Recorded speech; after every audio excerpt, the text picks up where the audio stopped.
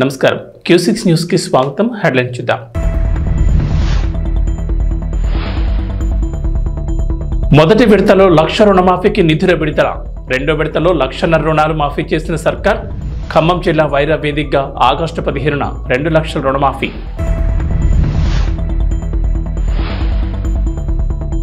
తెలంగాణకు కేంద్రం నుంచి గుడ్ న్యూస్. తెలంగాణలో కొత్త రైలు మార్గానికి green signal.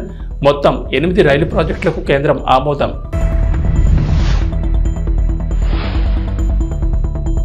AP assembly speaker Ayyanna Patrudu కీలక వ్యాఖ్యలు. జగన్ అసెంబ్లీకి రావాలని సూచించిన అయ్యన్న పాత్రుడు ఖచ్చితంగా అవకాశం ఇస్తానని చెప్పిన అసెంబ్లీ స్పీకర్. 15 ఆగస్టు వేడుకల నిర్వహణ కోసం ప్రభుత్వ ఏర్పాట్లు. AP deputy CM Pawan Kalyan పంచాయతీలకు నిధులు పెంచుతూ నిర్ణయం. రైతాంగం ఎప్పుడెప్పుడని ఎదురుచూస్తున్న 3వ విడత రుణమాఫీపై తెలంగాణ ప్రభుత్వం తీపి కబురు చెప్పింది. ఆగస్టు 15 నాటికి 2 లక్షల వరకు రైతుల రుణమాఫీ చేస్తామని ఉప ముఖ్యమంత్రి ఆర్థిక మంత్రి మల్లు భట్టి విక్రమార్క ప్రకటించారు. ఆగస్టు 15లోగా రైతులకు రుణమాఫీ చేసి తీరుతామన్న ముఖ్యమంత్రి యనమల రేవంత్ రెడ్డి చేసిన సవాల్ను నిరూపించుకోనున్నామని ఆయన అన్నారు. వైరా వేదికగానే 2 లక్షల వరకు రుణమాఫీ చేస్తామని ప్రకటించారు. శుక్రవారం తాను సొంత జిల్లా ఖమ్మంలో పర్యటించిన డిప్యూటీ సీఎం పలు అభివృద్ధి పనులకు శంకుస్థాపన చేశారు. వైరా మున్సిపాలిటీతో పాటు ఆయన స్వగ్రామం స్నానాల లక్ష్మీపురంలో సుమారు 100 కోట్ల విలువైన పనులు ప్రారంభించారు. ఈ సందర్భంగా ఆయన మాట్లాడుతూ స్వాతంత్ర దినోత్సవ రోజున సీతారామ పంప్ హౌజులను ప్రారంభిస్తామని తెలిపారు. అనంతరం వైరాలో పండగల బహిరంగ సభ నిర్వహించి ఆ వేదికపై నుంచి 2 లక్షల వరకు రుణాలను రైతుల ఖాతాల్లో నిధులు జమ చేయనున్నట్లు ఆర్థిక మంత్రి వెల్లడించారు. ఎన్నికల్లో హామీ మేరకు రైతు రుణమాఫీ పూర్తి చేస్తున్నామని పేర్కొన్నారు. రుణమాఫీపై జూలై 15న జీవో జారీ చేసి తొలి విడతగా జూలై 18న ₹1,00,000 రుణమాఫీ కోసం 6,983 కోట్లు విడుదల చేశామని తెలిపారు. రెండో విడతలో 6,190.02 కోట్లతో నెలాఖరున మళ్లీ విడుదల చేసి 1,00,000 వరకు రుణాలను మాఫీ చేశామని చెప్పారు. కేంద్రాల్లో ఈ కార్యక్రమాన్ని పాలు పంచుకొని పెద్ద పండుగలాగా జరుపుకుంటున్నటువంటి రైతాంగ సోదరులందరికీ నా హృదయపూర్వకమైనటువంటి నమస్కారాలు. ఈనాటి ఈ కార్యక్రమం భారతదేశ చరిత్రలోనే సువర్ణాక్షరాలతో లిఖించదగినటువంటి రోజు. బహుశా భారతదేశ చరిత్రలో ఏ రాష్ట్రంలో కూడా ఒకటేసారి 2 లక్షల రూపాయలు రుణమాఫీ చేసినటువంటి చరిత్ర లేదు ఈనాటి వరకు కూడా. బలమైన ధనిక రాష్ట్రంగా రాష్ట్ర విభజన జరిగినప్పుడు తెలంగాణ రాష్ట్రాన్ని ఆనాటి టిఆర్ఎస్ ప్రభుత్వం వారి చేతుల్లో రాష్ట్రాన్ని పెడితే ప్రజలు మొదటి 5 సంవత్సరాలు కేవలం ₹1,00,000 రుణమాఫీని కూడా వాయిదాల రూపేణ 4 దఫాలుగా 5 సంవత్సరాలు చేశారు. రెండోసారి వచ్చిన తర్వాత ₹1,00,000 రుణమాఫీ అని చెప్పి అధికారంలోకి వచ్చి 5 సంవత్సరాలు కూడా కనీసం ఆ ₹1,00,000 రుణమాఫీ కూడా చేయలేకపోయారు.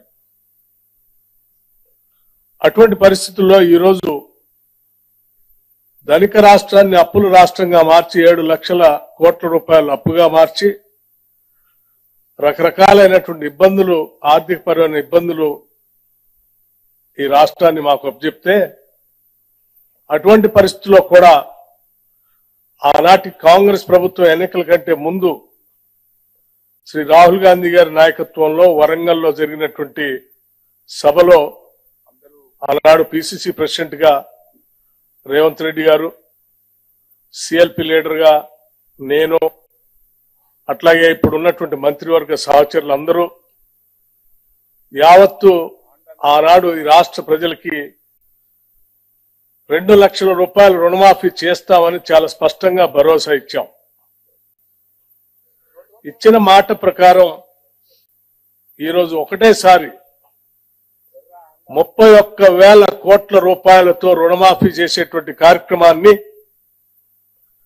ఈరోజు రాష్ట్ర వ్యాప్తంగా ఒకటేసారి ₹1,00,000 ఒకటేసారి ఈరోజు బ్యాంకులకి దాదాపు 6,000 కోట్ల పైబడి ఒకటేసారి రిలీజ్ చేస్తున్నటువంటి శుభ సందర్భం ఇది. తెలంగాణకు కేంద్రం శుభవార్త చెప్పింది. కేంద్ర కేబినెట్ సమావేశంలో ఈ మేరకు కీలక నిర్ణయం తీసుకున్నారు. ప్రధాని మోడీ ఆధ్వర్యంలో జరిగిన కేంద్ర మంత్రివర్గ సమావేశంలో కేంద్ర మంత్రివర్గం 8 కొత్త రైల్వేల నిర్మాణానికి ఆమోదం తెలిపింది.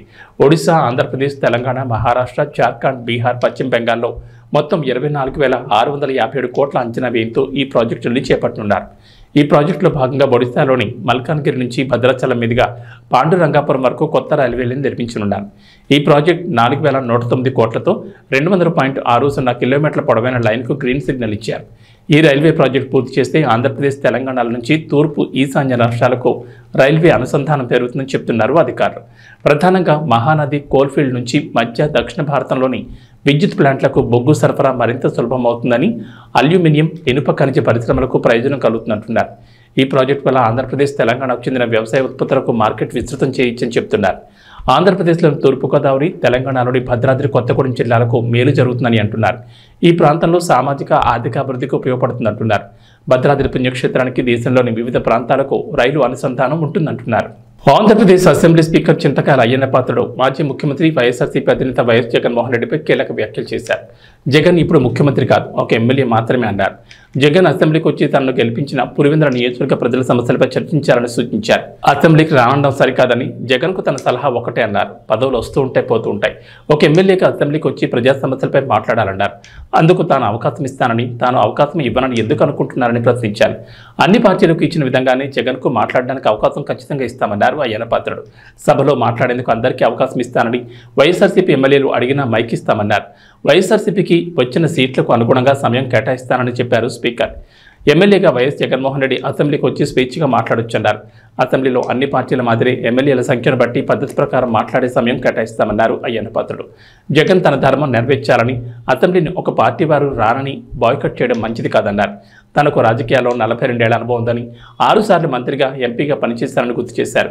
తనకు అసెంబ్లీ సభాపతిగా కొత్త బాధ్యత అప్పగించారని, ఈసారి అసెంబ్లీకి 88 మంది కొత్తగా ఎమ్మెల్యేలుగా ఎన్నికయ్యారని, వారికి సభ నిర్వహణ, ప్రశ్నోత్తరాలు తదితరాలపై 2 రోజుల ప్రత్యేక శిక్షణ ఇస్తామన్నారు. ప్రజలు ఎన్నుకున్నారు అతన్ని. అతను కూడా ఎమ్మెల్యే, మా మాదిరిగా అతను ఎమ్మెల్యే. ఎమ్మెల్యే ఎందుకు ఎన్నుకున్నారు?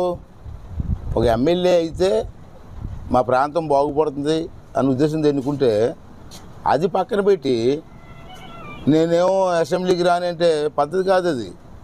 యాజ్ ఎ స్పీకర్గా నేను ఇచ్చే సలహా ఏంటంటే అతనికి, సరే పదవులు ఉంటాయి, పోతూ ఉంటాయి, అది సహజం. నువ్వు ఎమ్మెల్యేగా ప్రజలు ఎన్నుకున్నారు నిన్ను. నువ్వు వచ్చి అసెంబ్లీలో ఫ్రీగా మాట్లాడవచ్చు. నేను అవకాశం ఇస్తాను కదా. నేను అవకాశం ఇవ్వరని ఎందుకు ఊహించుకున్నారు? అందరి పార్టీలాగే నీకు అవకాశం ఇస్తాం. అందుకే నేను రాను అంటే ఎలా కుదురుతుంది? ప్రజలు ఒప్పుకుంటారా? దేశవ్యాప్తంగా స్వాతంత్ర దినోత్సవం ఏర్పాట్లు ముమ్మరంగా సాగుతున్నాయి. న్యూఢిల్లీతో పాటుగా అన్ని రాష్ట్రాల్లోనూ 15 ఆగస్టు వేడుకలు ఘనంగా నిర్వహించేందుకు అక్కడి ప్రభుత్వం ఏర్పాట్లు చేసుకుంటున్నాయి. ఈ క్రమంలోని ఏపీ ప్రభుత్వం కూడా 15 ఆగస్టు వేడుకలపై దృష్టి పెట్టింది. ఇప్పటికీ ఆయా జిల్లా కేంద్రాల్లో ఎవరు జెండా ఆవిష్కరణ చేయాలనే దానిపై నిర్ణయం తీసుకుంది. తాజాగా ఆగస్టు 15 పండుగను గ్రామాల్లోనూ ఘనంగా నిర్వహించేందుకు ఏపీ ప్రభుత్వం కీలక నిర్ణయం తీసుకుంది. గ్రామాల్లో స్వాతంత్ర దినోత్సవం నిర్వహణ కోసం పంచాయతీలకు నిధులు పెంచింది. ఈ మేరకు మేజర్, మైనర్ గ్రామ పంచాయతీలకు నిధులు పెంచుతూ పంచాయతీరాజ్ శాఖ మంత్రి పవన్ కళ్యాణ్ నిర్ణయం తీసుకున్నారు. 15 ఆగస్టు వేడుకల నిర్వహణ కోసం మైనర్ గ్రామ పంచాయతీలకు నిధులను 100 నుంచి 10,000, మేజర్ గ్రామ పంచాయతీలకు 250 నుంచి 25 వరకు పెంచినట్లు AP deputy CM Pawan Kalyan చెప్పారు. రిపబ్లిక్ వేడుకలు కూడా ఇదే తరహాలో నిర్వహణ కోసం నిధులు కేటాయిస్తామని పవన్ కళ్యాణ్ స్పష్టం చేశారు. ఇక ఆగస్టు 15 సందర్భంగా అన్ని పాఠశాలల్లో రాజ్యాంగ విలువలు, స్థానిక సంస్థల పాలన లాంటి అంశాలపై వక్తృత్వ, వ్యాసరచన పోటీలు నిర్వహించాలని, డిబేట్, క్విజ్ పోటీలు పెట్టాలని పవన్ కళ్యాణ్ ఆదేశించారు. ఆటల పోటీలు నిర్వహించి బహుమతులు అందజేయాలని పంచాయతీ సర్పంచులకు స్పష్టం చేశారు. అలాగే స్వాతంత్ర సమరయోధులను, రక్షణ రంగంలో పనిచేసిన వారిని, పారిశుద్ధ్య కార్మికులకు పాఠశాలలో సన్మానం చేయాలన్నారు. స్కూల్ పిల్లలకు చాక్లెట్లు, బిస్కెట్లు అందించి పారిశుద్ధ్యంపై గాంధీజీ చెప్పిన మాటలతో ప్రమాణం చేయించాలని పవన్ కళ్యాణ్ ఆదేశించారు. సో ముఖ్యంగా పంచాయతీరాజ్ వ్యవస్థని, సర్పంచ్ వ్యవస్థని బలోపేతం చేయాలన్నదే మా కూటమి ప్రభుత్వం తాలూకు ఆశయం, ఆకాంక్ష. దాంట్లో భాగంగా ఇప్పుడు దాకా గత 30 సంవత్సరాలుగా, గత 1990 నుంచి ఇప్పటిదాకా ఎప్పుడు మన 15 ఆగస్టు పండుగ జరపడానికి ఇప్పటిదాకా నిధులు ఇప్పుడు సమకూర్చలేదు. చాలా నామకే వాస్తే నామమాత్రంగా ప్రతి పంచాయతీకి, చిన్న పెద్ద పంచాయతీలకి 100 రూపాయలు, చిన్న పంచాయతీలకి, పెద్ద పంచాయతీలకి 250 రూపాయలు చొప్పున ఇచ్చేవారు. ఒకవైపు ఏమో గాంధీ గారి కలల కన్నా పల్లెలే పట్టుకొమ్మలు అంటూ ఉంటాం, గ్రామీణ స్వరాజ్యం అని మాట్లాడతాం. కానీ ఎన్నికల్లో నిలబడ్డ పంచాయతీ సర్పంచ్కి మటుకు జెండా పండుగ నిర్వహించాలంటే వాళ్ళకి ఇచ్చే డబ్బులు 100 రూపాయలు, 250 రూపాయలు. ఈ రివ్యూ మీటింగ్స్లో మాకు తేలింది ఏంటంటే 100 రూపాయలకి 250 రూపాయలకి 13,326 పంచాయతీల్లో ఏం చేయగలరు? మేము ఒకటే ఆదేశించాను, రాగానే చాలా ఘనంగా జరుపుకోవాలి. గాంధీ గారి ఈ గ్రామ స్వరాజ్యాన్ని నిజంగా మనం ముందుకు తీసుకెళ్లాలంటే ఆ స్టేట్మెంట్ చాలా బలంగా ఇవ్వాలి. 1994లో ఇచ్చిన జీవో 100 రూపాయలు, 250 రూపాయలు, ఒకటి స్వాతంత్ర దినోత్సవానికి, 2 గణతంత్ర దినోత్సవానికి, వాటిని పెంపొందించేలాగా, వాటిని పెంచేలాగా ఒక కీలకమైన నిర్ణయం తీసుకుంది ఈ కూటమి ప్రభుత్వం. ప్రతి ఒక్క పంచాయతీలో సర్పంచులు తలెత్తుకొని సగౌరవంగా జెండా వందనం చేసేలాగా రాష్ట్రంలోని ఎన్డీఏ ప్రభుత్వం నిర్ణయం తీసుకుంది. ఆగస్టు 15న స్వాతంత్ర దినోత్సవ వేడుకల నిర్వహణకు నిధులు కొరత లేకుండా చేశాం. చిన్న పంచాయతీలకి 10,000 రూపాయలు, మేజర్ పంచాయతీలకి 25,000 రూపాయల చొప్పున నిధులు సమకూరుస్తున్నాం. దానికోసమని జీవోను కూడా రిలీజ్ చేశాం. దీనిని పంచాయతీ సర్పంచులు దీన్ని పూర్తిగా సద్వినియోగం చేసుకోమని నేను విన్నవించుకుంటా ఉన్నాను. ఇప్పటి వరకు పంచాయతీలకి ఇంత పెద్ద స్థాయిలో ఆగస్టు 15, జనవరి 26 వేడుకలకు నిధులు ఇచ్చింది లేదు. 34 సంవత్సరాలుగా 1990 నుంచి ఈ మొత్తం ఇప్పటిదాకా పెంచలేదు. 34 సంవత్సరాలుగా ఈ పండగలకి, జెండా వందనం పండగ కానీ, గణతంత్ర దినోత్సవానికి కానీ 100 రూపాయలు, 200 రూపాయలు చొప్పున ఇచ్చేవాళ్ళు. ఈ మొత్తాన్ని గణనీయంగా పెంచాలని చెప్పి కూటమి ప్రభుత్వం నిర్ణయం తీసుకొని జీవో జారీ చేసింది. 13,326 పంచాయతీల్లో ఘనంగా, గౌరవంగా స్వాతంత్ర దినోత్సవ వేడుకలు సాగాలన్నదే మా కూటమి ప్రభుత్వం ఉద్దేశం. ఇప్పటి వరకు సర్పంచులు అతి స్వల్ప మొత్తాలతో వేడుకలను ఘనంగా చేయలేకపోయేవాళ్ళు. ఈ విషయం నా దృష్టికి వచ్చింది రివ్యూస్లో.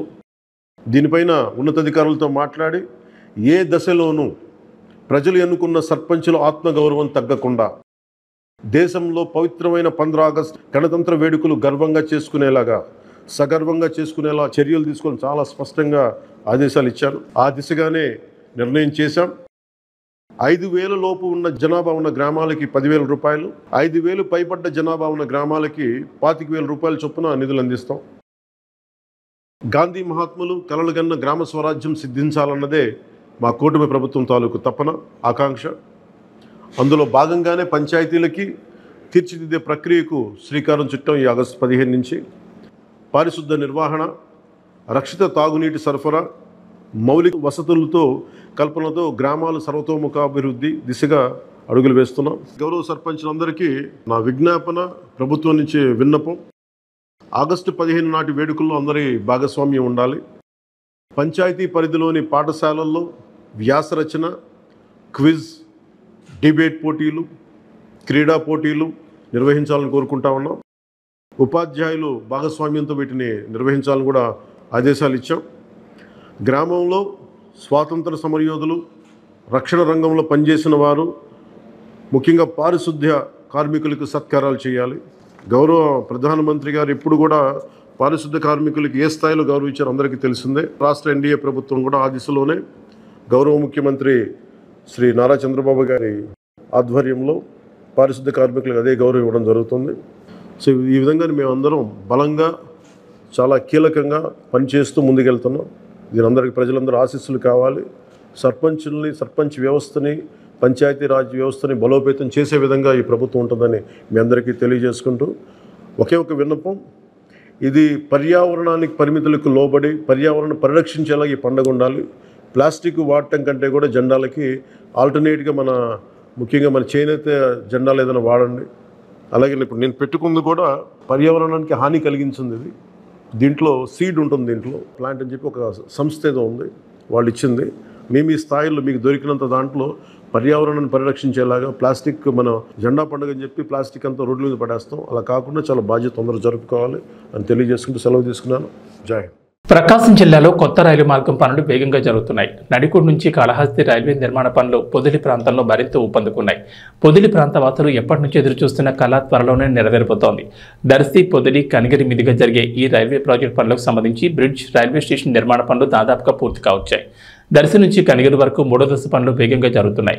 పొదిలి మండలంలోని దాసర్లపల్లి, బుచ్చన్నపల్లి, కాటూరువారిపాలెం, రాజుపాలెం మీదుగా సాగుతున్న పనులు ప్రస్తుతం కట్టపై కంకర పట్టాల నిర్మాణం దాదాపుగా పూర్తయింది. మరోవైపు రాజుపాలెం సమీపంలో స్టేషన్ నిర్మాణం వేగంగా కొనసాగుతోంది. కాటూరువారిపాలెం, పొదిలి మధ్యలో ఇప్పటికే అండర్ పాస్ వంతెన నిర్మాణ పనులు కూడా పూర్తయ్యాయి. అయితే రాజుపాలెం సమీపంలో కొంత భాగం పరిహారం తప్పుగా ఇస్తున్నారని ప్రైవేట్ వ్యక్తులు కోర్టును ఆశ్రయించారు. ఈ కారణంగా నిర్మాణ పనులు ఆగిపోయాయి. పెండింగ్లో ఉన్న ఆ ప్రదేశాన్ని వదిలేసి రైల్వే అధికారులు అటు ఇటు మిగిలిన ప్రాంతాల్లో నిర్మాణాలు పూర్తి చేస్తున్నారు. ఈ స్టేషన్కు సంబంధించి అన్ని రకాల ప్లాట్ఫామ్లు, భవనాల నిర్మాణం కూడా కొనసాగుతోంది. మరో 2 ఏళ్లలో ఈ ప్రాంత వాసుల కళ నెరవేరుతుందని అంటున్నారు. ఇప్పటికే దర్శి వరకు అధికారులు రైల్లో ప్రయాణం చేశారు. త్వరలోనే పొదిలి ప్రాంతం మీదుగా రైళ్లు ప్రయాణించిపోతున్నాయి. పొదిలిలో కొత్తగా రైల్వే స్టేషన్ ఏర్పాటు చేయబోతున్నారు. త్వరలోనే తొలి రైలు రాబోతోంది. పొదిలి వాసుల ఎన్నో ఏళ్ల కళ నెరవేరబోతోంది. తిరుచానూరులోని శ్రీ పద్మావతి అమ్మవారి ఆలయంలో ఆగస్టు 16వ తేదీ శుక్రవారం వరలక్ష్మి వ్రతం వైభవంగా జరగనుంది. ఈ సందర్భంగా ఆలయంలో ప్రత్యేక కార్యక్రమాలు నిర్వహించనున్నారు. ఇదిలా ఉంటే వరలక్ష్మి వ్రతానికి సంబంధించిన టికెట్లను టీటీడీ ఆన్లైన్లో విడుదల చేసింది. ఓ కోటా పూర్తయింది. అయితే వరలక్ష్మి వ్రతం వర్చువల్ టికెట్లు కోటా ఇంకా ఉన్నాయి. భక్తులు బుక్ చేసుకోవచ్చు. ఇందులో భాగంగా తెల్లవారుజామున మూలవార్లకు, ఉత్సవాలకు అభిషేకం నిర్వహించనున్నారు. ఉదయం 10 నుంచి మధ్యాహ్నం 12 గంటల వరకు ఆలయంలోని ఆస్థాన మండపంలో వరలక్ష్మి వ్రతం వైభవంగా జరగనుంది. వ్రతం నిర్వహణ కోసం అధికారులు ఏర్పాట్లు చేస్తున్నారు. ఈ వ్రతంలో పాల్గొన్న గృహస్థులకు ఒక ఉత్తరీయం, ఒక రవిక, ఒక లడ్డు, ఒక వడ బహుమానంగా అందజేస్తారు. వరలక్ష్మి వ్రతం సందర్భంగా సాయంత్రం 6 గంటలకు అమ్మవారు స్వర్ణరథంపై ఆలయ 4 మాడ వీధిలో విహరించి భక్తులకు దర్శనమిస్తారు. ఈ వ్రతం కారణంగా అమ్మవారి ఆలయంలో ఆజిత సేవలైన అభిషేకానంతరం దర్శనం, లక్ష్మీ పూజ, కళ్యాణోత్సవం, కుంకుమార్చన, వేదాశీర్వచనం, బ్రేక్ దర్శనం, సహస్ర దీపాలంకరణ సేవలను టీటీడీ రద్దు చేసింది.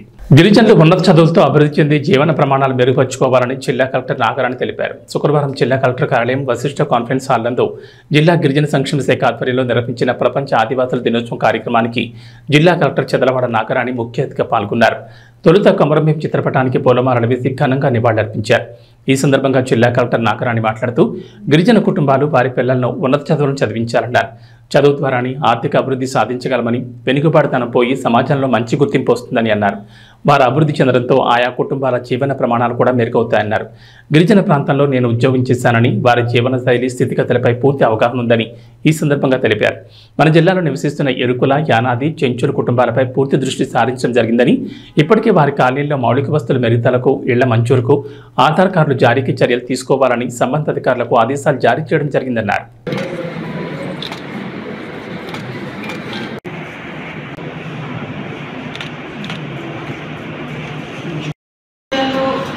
క్రైటీరియాస్ ఉన్నాయి.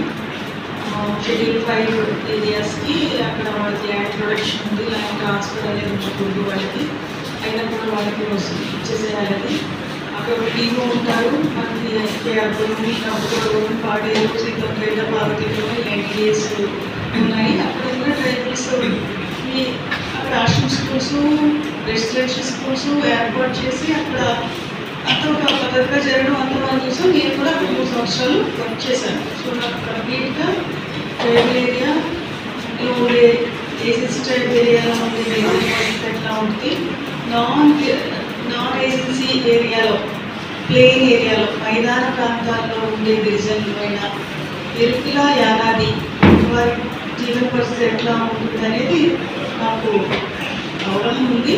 కాబట్టి ఈ జిల్లాకు వచ్చినాక నేను గత 1 నెలగా నేను చూస్తూ ఉన్నాను.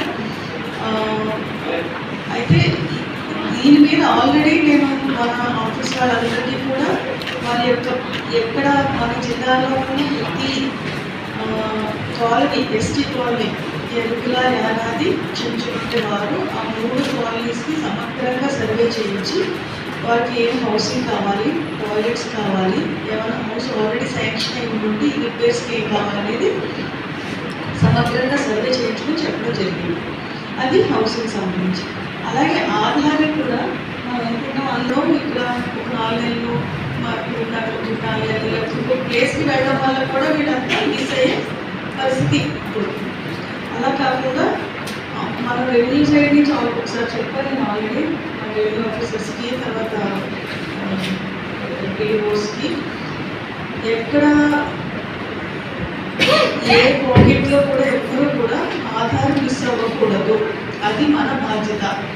వాళ్ళు రాకపోయినా కూడా తీసుకెళ్ళి మనం ఆధార్ రిజిస్ట్రేషన్ చేయించాల్సిన అవసరం ఉంది. రిజిస్టర్ అయినప్పుడు కొత్తగా పుట్టే పిల్లల్ని మిస్ అయి ఉంటారు, వాళ్ళన్నా చేయించాలి. ఈ ఆధార్ రిజిస్ట్రేషన్ అనేది వారంతటా వారు వచ్చి చేసుకుంటారు అనేది మామూలుగా సాధారణ ప్రజలకంతా కూడా ఫాలో అవుతూ ఉంటారు. బట్ ఈ గిరిజన మైదాన ప్రాంతంలో ఉన్న ఈ గిరిజన ప్రజలు అది ఫాలో అవడం అనేది కష్టం కాబట్టి అధికారులుగా మాకే బాధ్యత తీసుకుని అది ఎన్రోల్మెంట్ ప్రతి ఒక్కరు చూసుకుంటారు. అది కంటిన్యూస్గా అవన్నీ కూడా మనం డాక్టర్ స్టిచ్ చేయించుకునేవాళ్ళం.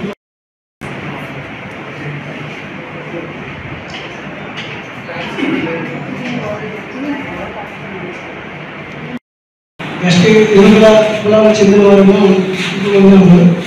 ఇక్కడ వేలాదులు చర్చిలు వీళ్ళు కూడా ఎక్కువగా ఉంటారండి.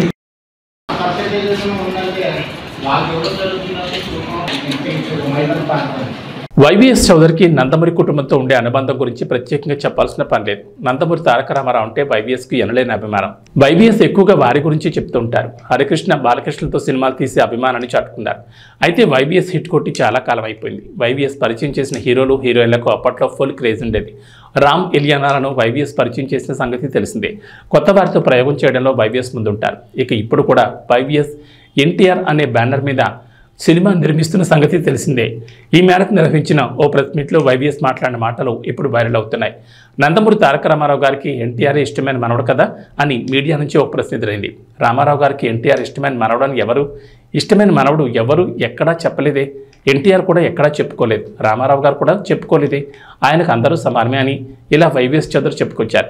ఎన్టీఆర్ అంటేనే ఇష్టం కాబట్టి తన పేరును ఆయనకు పెట్టారు కదా అని మరో మీడియా ప్రతినిధి అడిగాడు. ఎన్టీఆర్కు ఆ పేరును హరికృష్ణ గారు పెట్టారని వైవిఎస్ చెప్పుకొచ్చారు. జానకిరామ్, కళ్యాణ్ రామ్, తారక రామ్ అని హరికృష్ణ పెట్టారని అన్నారు. కానీ హరికృష్ణ గతంలో ఓ స్టేజ్ మీద మాట్లాడుతూ స్వయాన నందమూరి తారక రామారావు తన పేరుని తన మనవడికి ఇచ్చాడని, నువ్వు నా అంశ, నీకు నా పేరు ఉండాలని నందమూరి తారక రామారావు అని పేరు పెట్టారని తన నాన్నతో జరిగిన సంఘటనను హరికృష్ణ గుర్తు చేసుకున్నారు. ఇప్పుడు ఎన్టీఆర్ పేరు మీద అయితే చర్చలు జరుగుతున్నాయి. ప్యారిస్ ఒలింపిక్స్లో భారత్కు మరో పథకం లభించింది. 21 ఏళ్ల అమన్ సెరావత్ రెజ్లింగ్లో కాంస్యం సాధించాడు. భారత్కు ఇది 6వ పథకం. కాంస్య పథకం కోసం నిన్న 57 కిలోల విభాగంలో జరిగిన పోరులో 13-5తో ప్యూర్టోరికో రెజ్లర్ దరియన్ టోయిను ఓడించి పథకాన్ని తన మెడలో వేసుకున్నాడు. ఈ పోటీలో భారత్ తరపున పోటీపడిన ఏకైక పురుష రెజ్లర్ అమన్.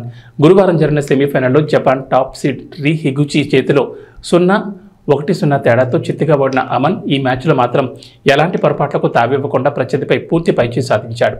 ఆది నుంచి దూకుడు ప్రదర్శించి దరియన్ను చిత్తు చేసి పథకాన్ని సొంతం చేసుకున్నాడు. ఈ పథకాన్ని అతడు తన దివంగత తల్లిదండ్రులు, దేశ ప్రజలకు అంకితం ఇచ్చాడు. ఏబీ బులెటిన్ విశేషాలు. నమస్కారం.